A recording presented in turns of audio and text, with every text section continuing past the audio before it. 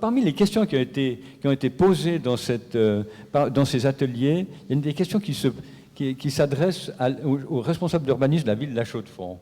En fait, il y a d'une part une suggestion qui dit est-ce qu'on pourrait envisager une zone 20 au centre-ville?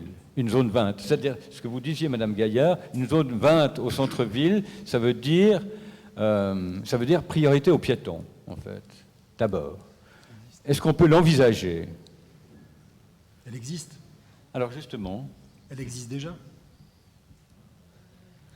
Proximité de la Poste, la rue du Marché, la place du Marché. Alors il y avait eu en 2002 un projet de faire la zone de rencontre sur le pod qui avait été refusé par la population.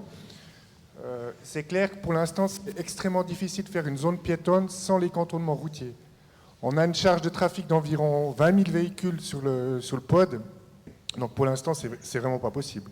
Par contre, c'est vrai que peut-être une fois passé sur une zone de rencontre et pas une zone piétonne, ça serait éventuellement une possibilité quand on voit la vitesse moyenne des véhicules sur le pod. Donc tous ces éléments-là, ils vont être analysés, je dirais, ces prochains mois dans le cadre du plan directeur des mobilités qui est actuellement en cours d'élaboration au niveau de la ville. Quand vous dites ces prochains mois, ça veut dire quoi? Ça veut dire quoi en gros? Alors le plan directeur des mobilités, le projet il a été lancé, on dira début de l'année. Et en principe, il devrait aboutir mars 2017, mais après, les éventuelles mesures qui pourront en découler, on ne connaît pas encore le calendrier de réalisation. D'accord. Petit post-scriptum pour vous, pour que vous ne tombiez pas votre chaise, mais puisque vous parliez du pod, il y a une suggestion qui dit couvrir le pod avec des terrasses conviviales. Voilà un plan directeur qui se profile bien, non? Alors effectivement, je pense qu'il ne faut pas seulement voir le pod comme un axe routier, c'est un espace public.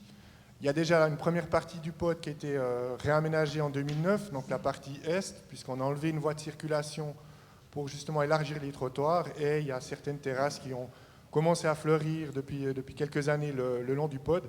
On avait eu beaucoup de critiques au départ, et puis finalement, quand on voit comment la population s'est appropriée cet espace, je pense personnellement que c'est une belle réussite. Donc c'est vrai que si on arriverait à élargir le pod ces prochaines années direction la gare, ça serait sûrement un élément qui serait très intéressant pour l'espace public et la vitalité du centre-ville.